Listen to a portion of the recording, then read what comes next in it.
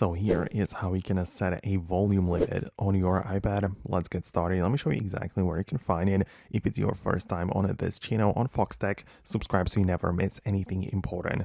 Well, you get inside of your settings app of the iPad just like usual, and you tap on the sounds section in the left portion, in the list, scrollable list of the menus. You get inside of these sounds, and in here you get to manage some of the things. First of all, we have the ringtone and alerts volume slider, so you can set how loud those things are gonna get. But for the volume limit, you can scroll down a little bit more, and we literally have the volume limit right there. So you can tap on it, and this is gonna allow you to enable the toggle, which limits maximum volume, and you can limit it to 90% as low as 20%.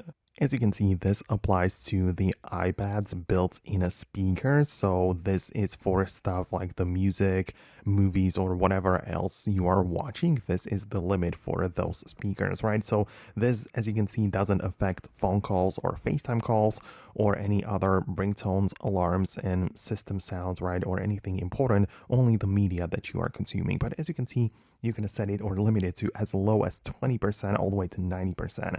So that's the important thing that a lot of people are looking for.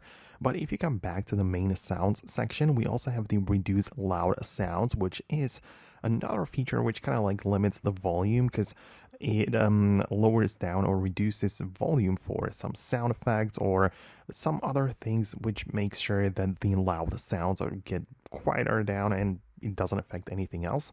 And also below we have the headphones section where you can also manage the loud audio, but specifically for connected headphones. So if you're using AirPods or anything else, then this is what this applies to. So I hope that I was able to show you where you can find it and how it would technically work.